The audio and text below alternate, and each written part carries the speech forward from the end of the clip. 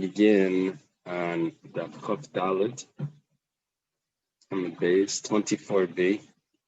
It's 9 lines from the top, it looks like. Amar Abavo. Starts like this. It's a new discussion. So good.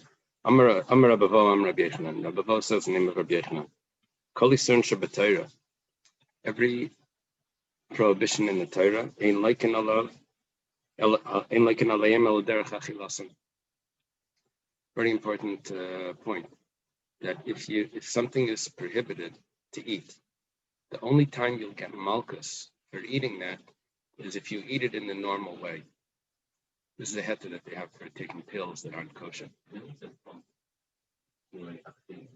Right. Doesn't say that. You're right. But nevertheless, it's referring to everything that's prohibited because it says el derech achilasim. Anything the Torah says, whether it's forbidden, sometimes they have fish, that's the things that aren't kosher, or they use it for whatever. So what happens is, if you take it in a form or in a way that's not the derech achila, whether you're drinking it or eating it, you're taking it in some other form, so then it's going to be pater. That means you don't get malchus, which lowers down its level from the original daraisa. The Gemara says, "L'muti mai." What are you coming to exclude? What is the leniency here? Amar Rav Simi Barashi says, "L'muti shemachal chaylev chai shapater." If someone eats raw forbidden fat, chaylev, and he eats it raw, so really that's not the way that this is used. But of course, forbidden fat is usher. But he eats it in an abnormal way. He just takes the fat and he takes spoonfuls of it, which is an abnormal way of eating. So he's going to be pater. That's the first statement of Rabavo in the name of Rabbi Yechanan.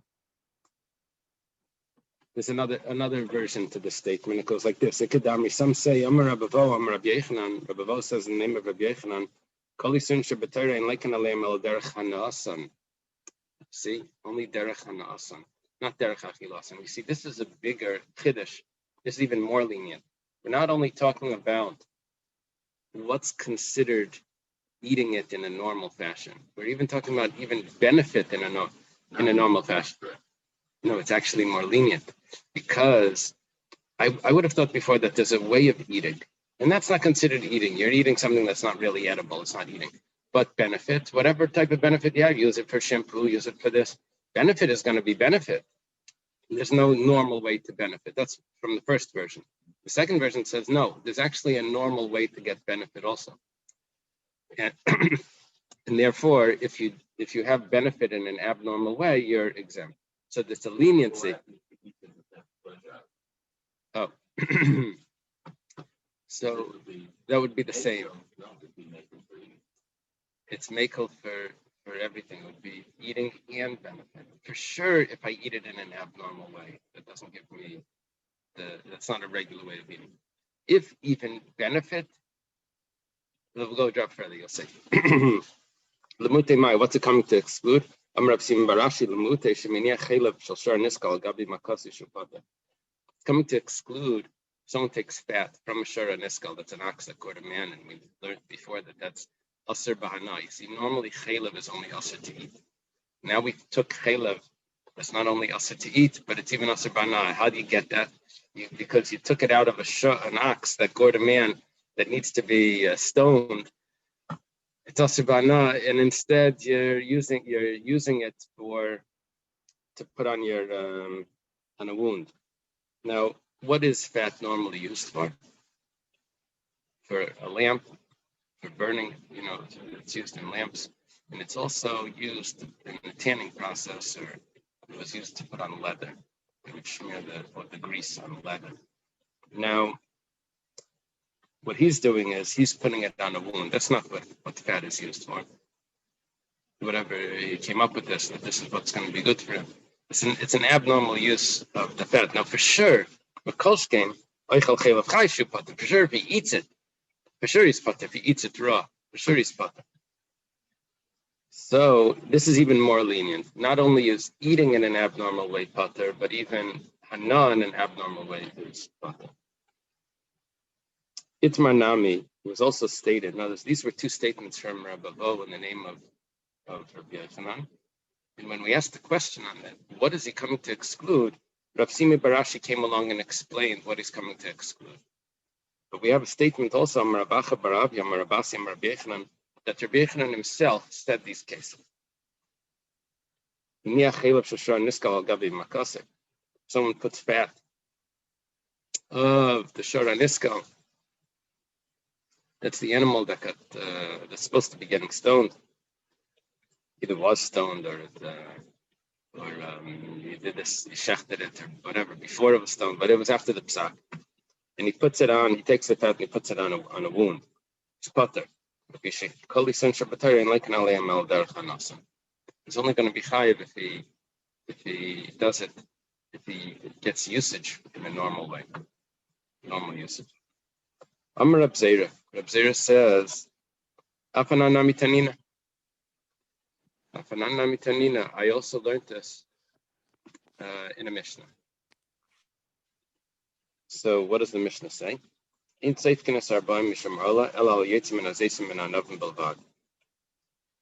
someone uses arla, this is the first 3 years of the tree, he uses the fruits from the first 3 years. So arla is not only asur ba'achila, it's not only forbidden to eat, but it's also asur ba'ana. So it's only the fruits that are asur ba'ana, not the other thing, but the fruits, the edible part becomes asur ba'ana. Well, there's other parts of the fruit also. The shaymer is also asur, the peels, whatever. And the fruit is asur ba'ana. What happens if he squeezes the fruits and he takes out the juices? So it depends. If it's the juices of an olive or a grape, which means oil and wine, that's the normal thing to get the juices from. So then you're going to be chayiv, you're going to get malchus. But if you juice mulberries, figs, and pomegranates, like, you don't get malchus. What's that? The pomegranate, the palm. So, my time, what's the reason? Lav misham delay. It must be because you're eating them in an abnormal way. So there's no malchus. There's no malchus for squeezing mulberries and eating or pomegranates and yeah. It's referring to the person is getting hana, but it's not the normal way that that the fruit would give me hana. Right. Right. Right. That this fruit is used, right?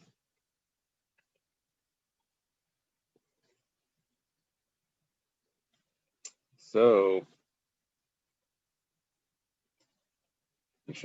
okay, so this seems to be a proof.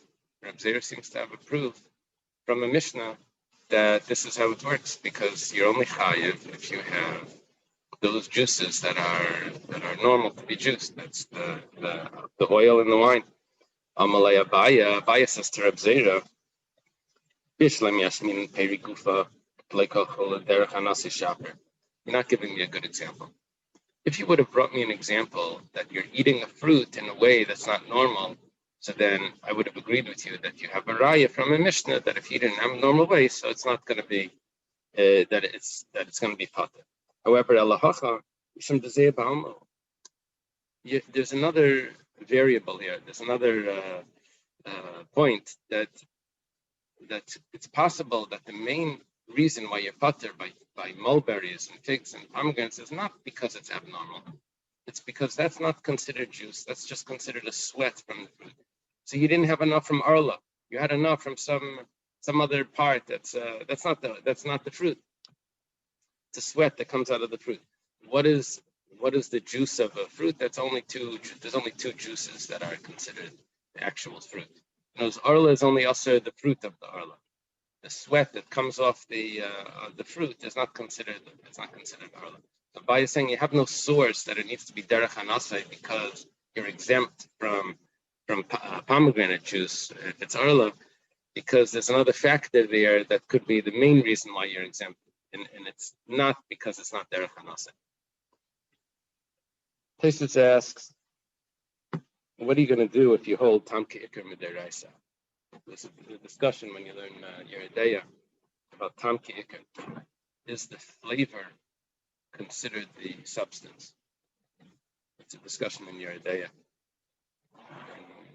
Non-kosher food that's cooked. The ratio is the flavor without any substance there. Is that considered the original? Anyway, if you're going to hold that, so then how are you going to say that the sweat that comes out of the fruit, which is the flavor of the fruit, is not really the fruit? I mean, if I say the other way, that it's not their ice, and then I have it. It's just the flavor isn't the fruit. Okay.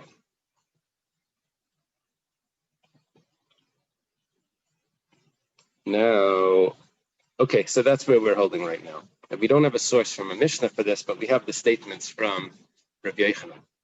Amar Abaya. Abaya says, "Hakol meidim b'klaya kerem shaleikan alayim afil shleika derech hanasa." Okay, this is very interesting.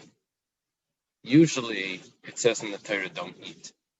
If it wants to tell me that something is prohibited, like blood or fat, or nevela, treifa, by treifa, what does it say? That's the treifa leisechela. That's not me. Thank you.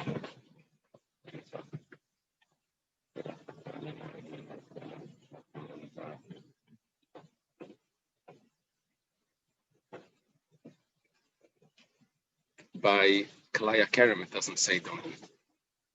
By kalaya kerem, which means a forbidden mixture in a vineyard, it means you planted grain in a vineyard. There it says, lest it become sanctified, or lest it become kodesh. It says like this, my time. Pentikta shamalaya, that's what it means, which means lest it become forbidden. What's the reason? It doesn't say to eat. So this is very interesting.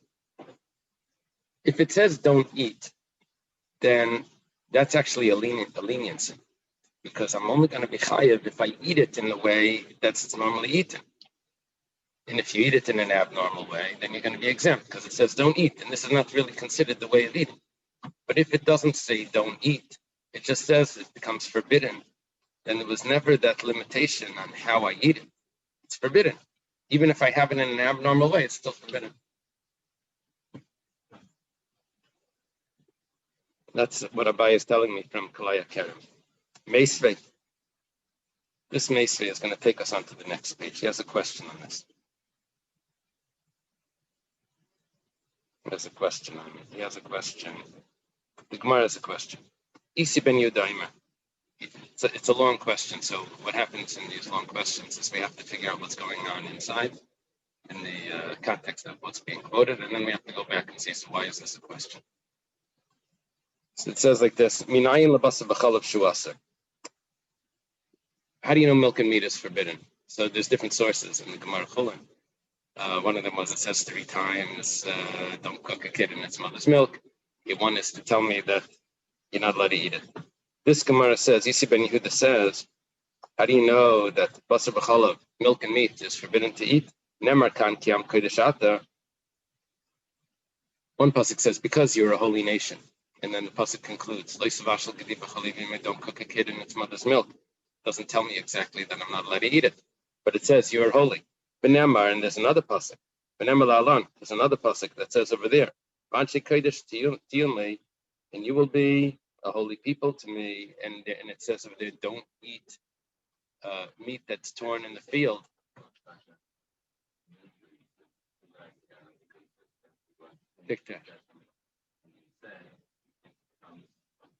Forbidden.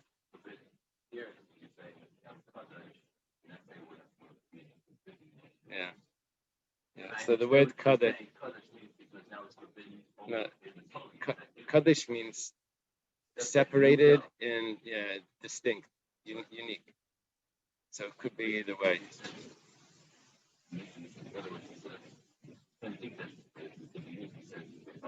Right. Become separated.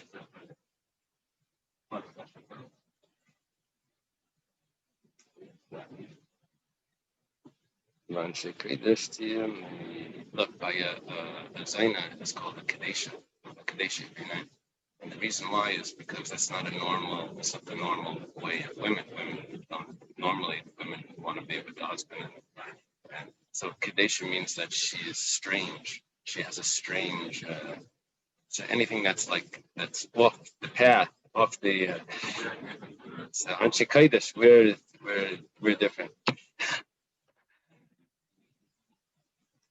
in a good way. Okay, so what we're learning here is that one pasuk that says don't cook a kid in its mother's milk, another pasuk that says that don't eat treifa meat. In each of those two contexts, it says the word you are a holy people, you are a kodesh people. So malahalan asaraf kanasa, just like by the treifa, it says you're not allowed to eat the treifa. You are holy. Don't eat the treifa. Don't eat the torn animal. And also by Basar B'chalav, it says don't cook, but then it says you are a holy people. It says before that. So I learned that just like over there it's Asar B'chil, also over here it's Asar B'chil. The Isi Ben Yehuda goes on, he says, Veinli ala b'achila, you only know that it's forbidden to eat. Ba'hanami nayin, how do you know that it's forbidden to have benefit from Basar B'chalav? He's not learning the 3 times. Don't cook a kid in its mother milk. That's what Rashi says, and that's what another Gemara over there says. He has his own approach. Amrit Kal V'Chaymer. He has a Kal V'Chaymer that explains why Basar B'chalav is Asar Bana. Can have benefit from it. Ma Arla Shleim Nafta Ba'Avera Asar Bana. When it comes to Arla, if you plant a tree, the first 3 years you can't have benefit from the fruit. Now there was no Avera planting that tree. You didn't do an Avera. And look at what happens. The fruit's Asar for 3 years. Basar B'chalav shenavda ba'avera in adin she'asar bana. Basar B'chalav, you cook the meat with the milk. That was an avera. It says leisavashel, don't cook it. He doesn't know where it says don't eat. That's what we're figuring it out. Don't eat comes from another source, but don't cook. It says in the Torah. So you did an avera here. For sure, it's us. If Arla no avera is asar bana, Basar B'chalav, which is an avera to cook, for sure is asar bana. 1 second. We're on top of Daf Yomi. Ma'ala Arla shekein leisa shasakosha. Tem Basar B'chalav leisa shasakosha. There's a difference over there. Arla is Asar Bana because it never existed. I know there was no Avera, but right when it starts to bud and becomes a fruit, it was never kosher. That now I'm changing its status. Basar B'chalav, I had kosher meat, I had kosher milk. You're trying to change its status. That you can't get from Arla. Arla doesn't have that factor that you're saying, oh, if it happens by Arla, so it happens by Basar B'chalav. Arla never had that. It was never kosher before. The Gemara says, well, chametz b'Pesach yichiyah. What about chametz? Chametz was kosher before Pesach, right? It was in the kosher bakery. And now all of a sudden it becomes shahis leishasa kosher, but asar bana. All of a sudden it becomes asar bana. So you see, it's not, the Isser Hana is not based on the fact that it never had a time when it was permissible. Because you see by chametz that it becomes asr. The Gemara says, well, I can't learn from chametz either. Chametz is mala chametz Pesach shkeinonis kares. Chametz Pesach is very strict. That's a different story. None of these things have kares. Kares is excision, a very strict punishment. Timer basar chalav sheina anis kares. You're trying to tell me that since chametz on Pesach is asr bana, so therefore basar chalav should be asr bana. I can't learn from that. And even if you're going to throw in that factor that you just said, that chametz used to be permissible, and now it becomes prohibited. Basar b'chalav also used to be permissible, now it becomes prohibited. And basar b'chalav is worse. You did an avera. Chametz for Pesach, you didn't do anything, just the time. But it's not a good proof because chametz is much stricter. It's kares. The Gemara says, well, the truth is at this point in the Gemara we could have gone back to Arla. I said, well, Arla is not kares. So don't tell me that the factor that causes Isser Hana is kares. But the Gemara throws in another source. It says, Kalaya Kerem Yechichu. It says, Kalaya Kerem. the forbidden mixtures in the vineyard. Over there, there's no karas, and it's still asabana. Okay. So far, what we got from this is that we needed 3 items to put into this to get it. Arla, chametz, and klaya kerem. But that's what we're holding. Now, there's a little bit of an issue. The Im Isa, we have to go back to what we were talking about before. Abaya came along and said that klaya kerem, forbidden mixtures in a vineyard, that means the growth of the grain in a vineyard, is asr b'hana differently than other things that are asr b'hana. Normally, when something is asr b'hana, it's forbidden to have benefit. Then you have to have benefit in order to violate the prohibition. You have to have benefit in a normal way. But Abaya said that by klaya kerem, even if you have benefit in an abnormal way, it's still prohibited. And it still incurs lashes. Why? Because it doesn't say achila. So it goes like this. The imis, if we're going to accept Abaya's explanation or Abaya's criteria for klaya kerem, nifrech, then we could this brisa of Isi ben Yehuda should have gone on, and it should have said Mala klaya kerem shekein like an olem apil shleikader chanasa. Klaya kerem has a stringency that doesn't apply to basar b'chalav, and you really can't learn from klaya kerem, because klaya kerem you get malchus even if it's not in the normal way of having benefit, and basar b'chalav is only if it's in the normal way. So it's a question on Abaya. This was a nice long question on Abaya. Abaya said klaya kerem has a special uniqueness. We quote a brisa of Isi ben Yehuda that says we end up learning the prohibition to have benefit by milk and meat from klaya kerem. If we accept Abaya, you can't learn like that. Abaya says like this. Abaya is going to respond, Timer b'mai. I heard the beginning of the question, but I didn't hear the end of the question. This is what Abaya is saying. Follow through on your question. What do you want to say? It says, Taimar, he said, it would go like this, that we will ask a question. You can't learn from klaya kerem because klaya kerem has the forbidden mixtures in the vineyard are prohibited to have benefit from even in an abnormal way. Now let's continue. Taimar b'basar b'chalav, say by basar b'chalav, shein laikin alav ela derech hanase, that you only get malchus in a normal way to have benefit from. Atu basar b'chalav achila ksiv b'ei. Where do you get it from? That klaya kerem is different than basar b'chalav. Where do you get that from? You got it because klaya kerem doesn't say do not eat. It just says it becomes forbidden. And because it doesn't say eating, so then I have no criteria there that says it needs to be done in a normal way. In other words, the word achila tells me that it has to be done in the normal way of eating. If it's prohibited from some other source, not because of the achila, then I don't have that limitation on it. So we don't know that basar b'chalav is prohibited to have benefits from. We're learning it from klaya kerem. And now we're asking a question, how can we learn from klaya kerem? Klaya kerem is different because klaya kerem is stricter, right? Because klaya kerem doesn't say achila. So Abaya says, and by basar b'chalav it says achila.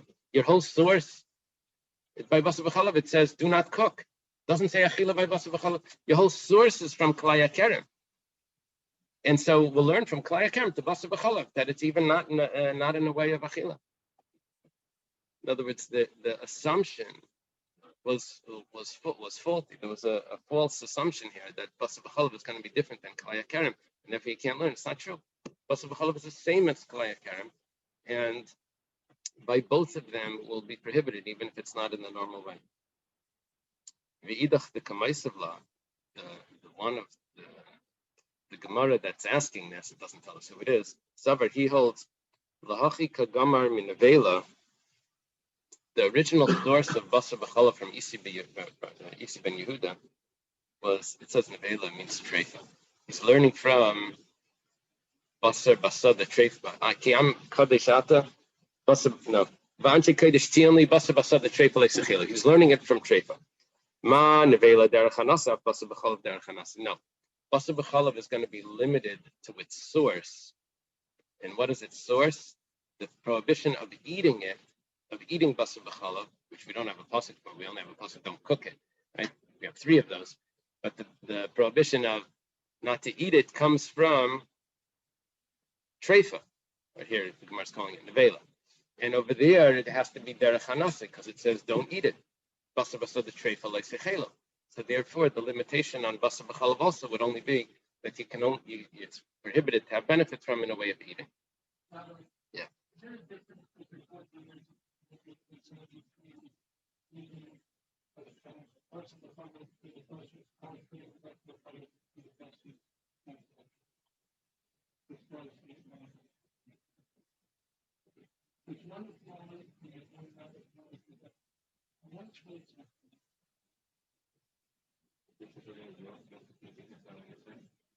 That was the sugi over there.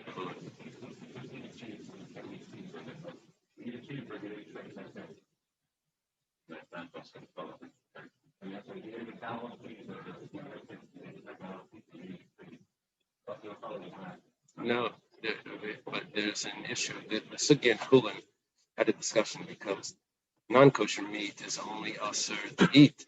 When it becomes basar b'chalav, it adds on other prohibitions.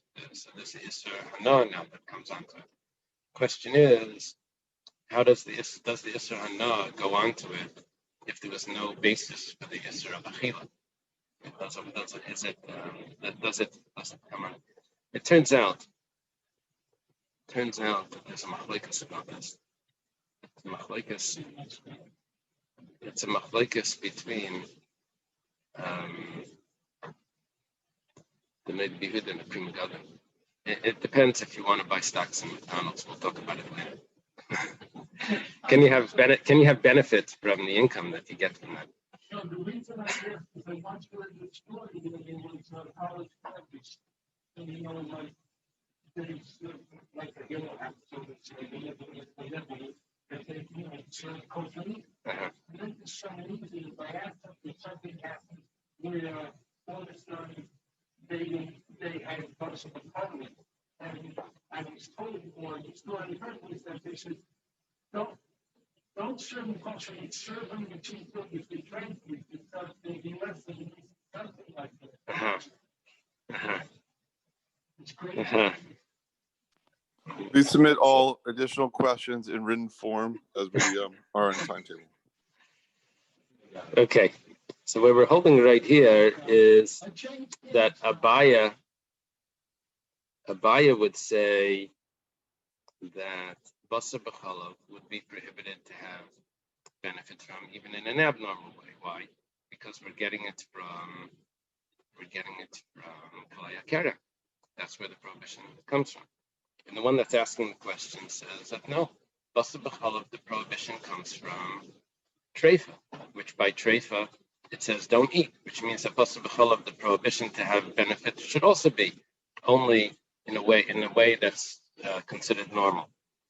V'abaya, what does Abaya say to that?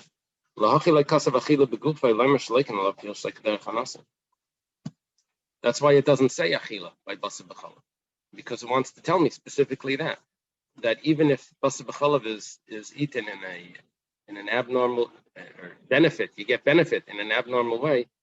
So, but by basar b'chalav that will apply, but it'll still be prohibited.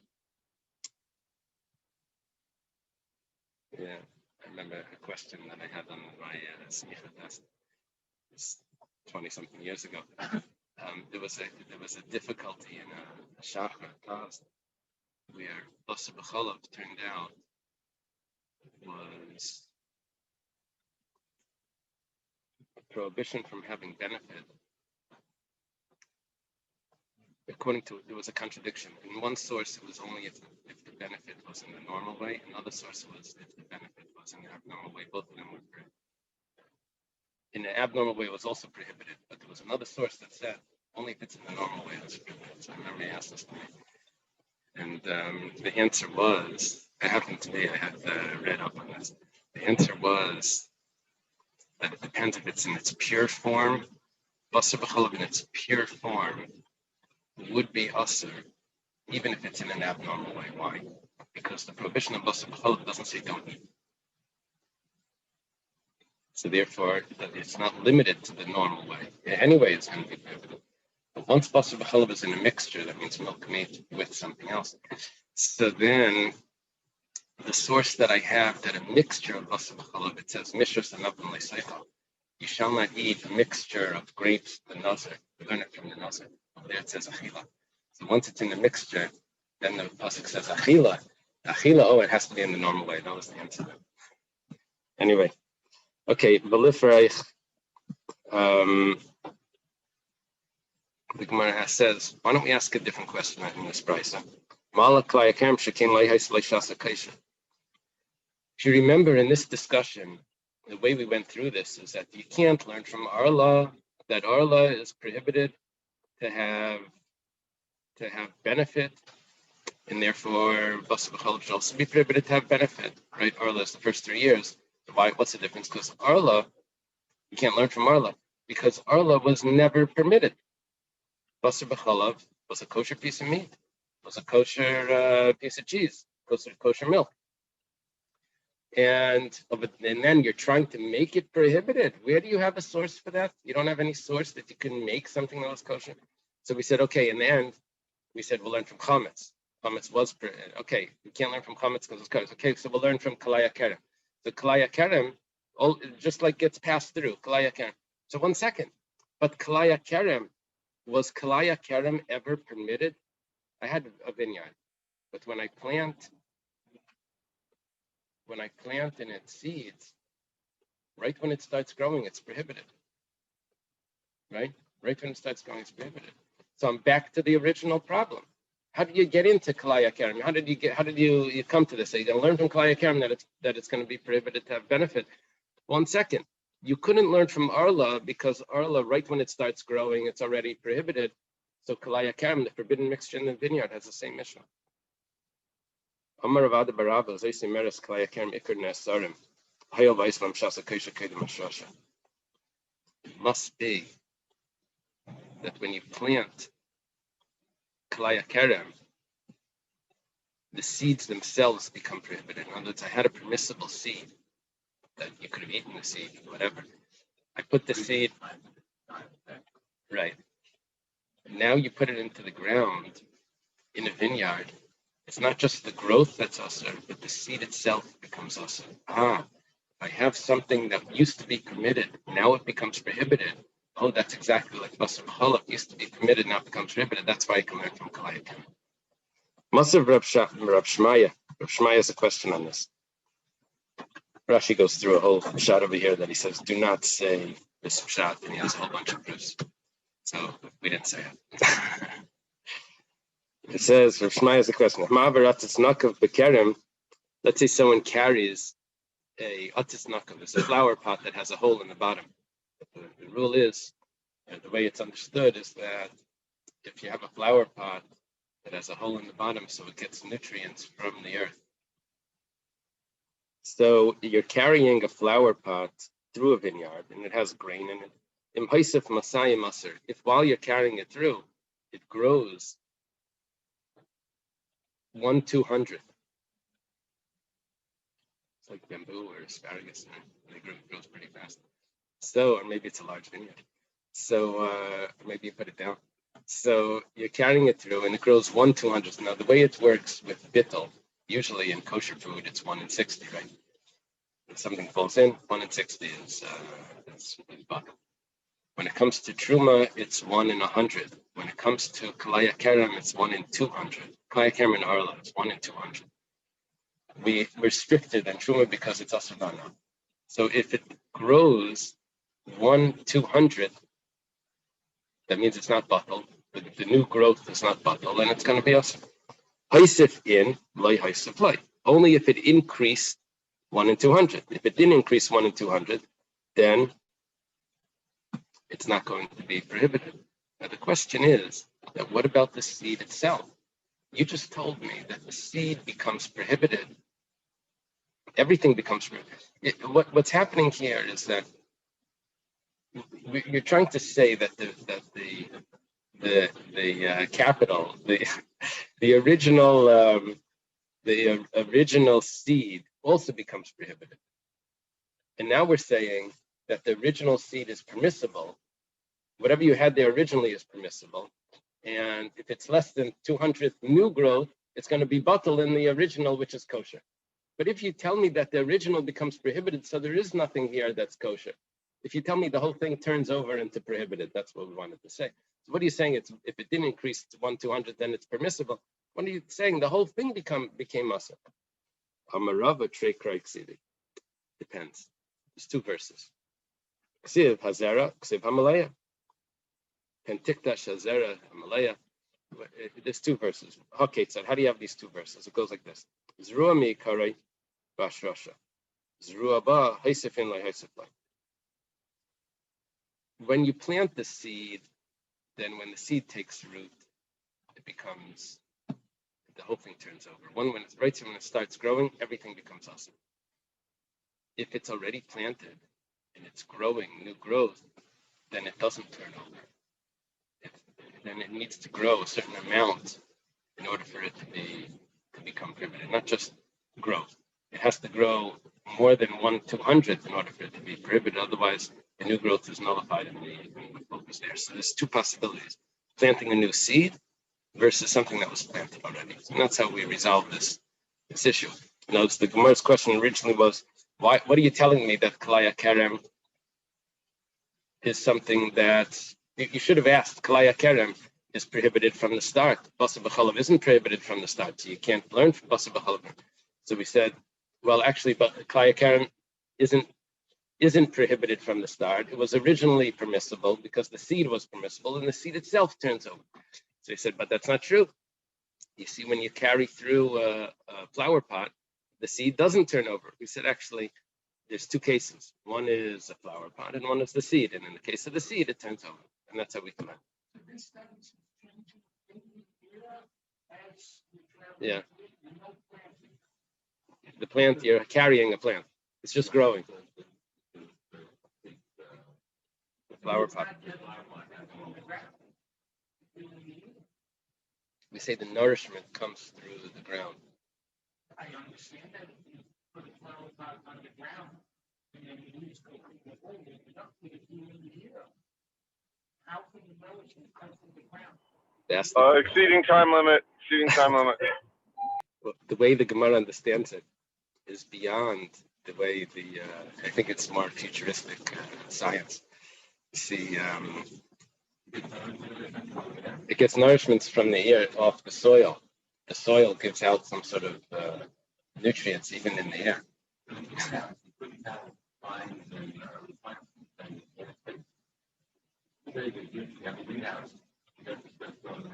Yeah, it could be an issue. Yeah, I have to look into that. How would it work if it was all flower pots? I'm not sure. If it was all flower pots, I'm not sure. And maybe a flower pot with a hole means that it's attached to the ground. But if there's no holes, then it would not be connected. That's what it seems.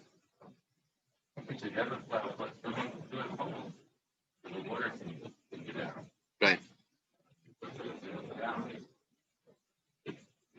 Right.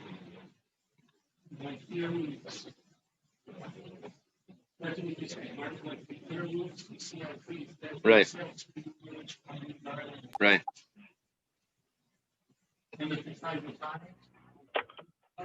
I don't know.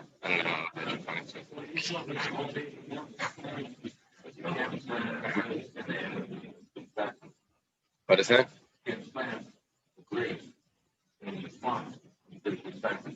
Right. I've never seen men get so excited about flower pots before. This is unusual.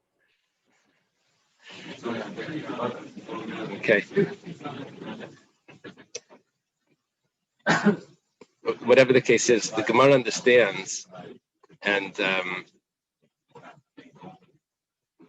the Gemara understands that the nutrients come not just when the roots are in the soil, but the nutrients come anything that's above the soil. If there's any air that can get through, the nutrients will get into them.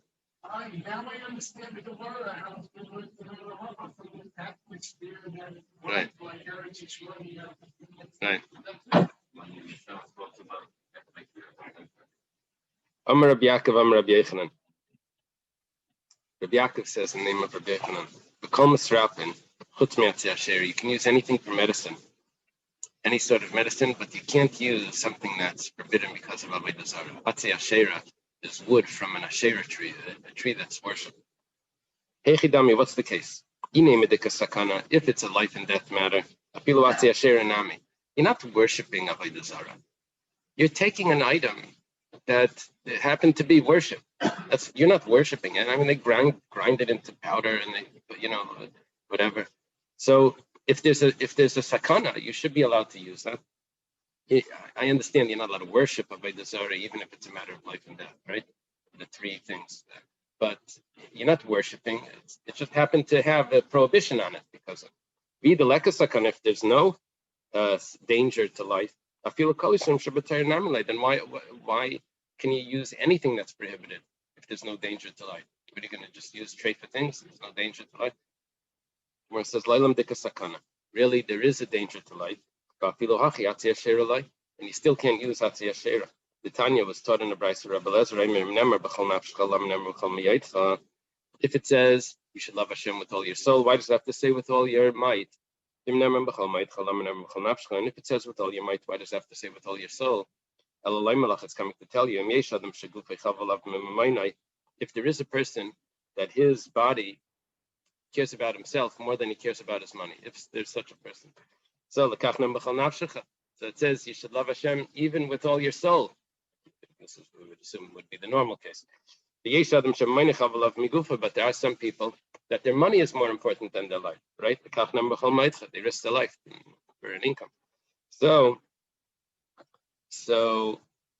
it has to say with all your money, which means it doesn't matter what it is. You just have to love Hashem with whatever's the most important to you, whether it's your body or your might. Which means that if you use Atzei Asherah, it's as if you're admitting to the avodah zarah. Now,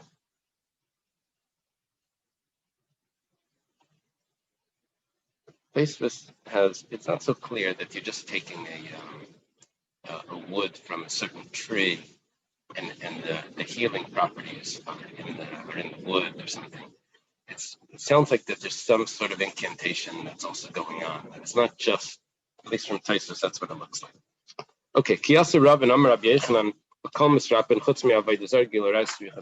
you can use anything to heal except for avodah zarah, gila arayas, and shvichas damim, and murder. Gila arayas is adultery. Avodah zarah, idolatry, hadamran, that you just said. You can't use Atzei Asherah. Gila arayas is shvichas damim. What's the source for that you can't use that for medicinal purposes? The Tanya was taught in a brisa. Rebbe says, "Kikasher Yakum Israel Rio Tzachei Nefesh Kena Davar Hazeh." Over there, it's talking about a girl that's betrothed, that's married, the first step of marriage, which was kedushin, and she is raped. So it says that the man is killed, and nothing happens to her. So it says this is just like a murder. So why is the Torah making that comparison? You think it's coming to tell you that rape is like murder? It's the opposite. It's coming to tell you that murder is like rape. Just like by Anara Marasa, we have a clear source that you're allowed to protect the girl with the killing of the rapist, right? You're allowed to kill the rapist to protect the girl. Also, the murderer, the murdered, the easier way of reading this would be the murdered, you're able to protect him by killing the murderer, right? Which would be logical. But from the language, it looks like. Also, the murderer, you can protect him from violating this severe prohibition by killing him. Okay. And then it goes the other way. We learn the Namarasa from the girl that's raped from the Ritziach. Ma Ritziach, you heard Val Yavar, just like by murder. If someone forces another person to murder, then he's supposed to allow himself to be killed rather than to kill someone else. Also by Namarasa, if someone is forcing a man to commit adultery, So he's supposed to allow himself to be killed and not to commit adultery. Now, what's our source for this? Well, we're learning one from the other, but we're learning from Shvichas Damim, from murder, that a person's supposed to allow himself to be killed rather than to murder. Shvichas Damim Gufei Minolan. Where do we know Shvichas Damim for? That a person should allow himself to be killed rather than to kill someone else. Svarahu, it's logical. There was a fellow that came in front of Rava. Amar Le, he says to Rava, Mari Durai, the governor, Amar Le says to me, Zil Katli Leplani, go kill so and so. Vilay, and if not, thank you. Katlina Lach, if you don't kill so and so, then I'm going to kill you. That's what the governor told him. Amar Le, Rava says to this fellow, Liktalach Leitiktal, let yourself be killed. Don't kill. The logic was, my chazis the damadidach sumak tfei. Who's to say that your blood is redder than his blood? Dilma damadau gabra sumak tfei. Maybe his blood is redder. Now, what that means is like this. Usually the Torah says that you should save the life to keep the rest of the Torah. In other words, if there's a danger to life, so violate the Torah, and not that way you'll be able to keep the rest. Violate the Torah once, you'll be able to keep the Torah later, right? If there's a danger to life. What happens if there's a prohibition in a matter of life and death? And either way you go, there's going to be a matter of life and death. So in other words, normally it's like violate Shabbos so that you'll be able to save the life. Over here, it's violate murder so that you'll be able to save a life. But the end result is that someone is going to die. The end result of the prohibition of murder is not saving a life. That's the logic. That's how Rashi explains it. If the end result is that everyone survives, then violate the Torah. But if the end result is that there's one person that's not alive, then you can't violate the Torah. Okay. It turns out that person is the other fellow. That doesn't matter because the end result is that someone is dying. Mar, the son of Ravashi, finds that Ravina is smearing his daughter with olives, that unripe olive oil, unripe olives that were arla from the first 3 years. You weren't supposed to have benefit from this. Maybe you're allowed to do this. What are you doing? You're putting oil on her, and arla is forbidden to have benefit from. She had some sort of fever, and Ravina was saying that it's considered the shasa sakana. Ikadamri Amalei. There are those that say, am I using it in the normal way? It's not right. I'm taking the oil before the olives are ripe, so it's not a problem. We'll have to leave it here.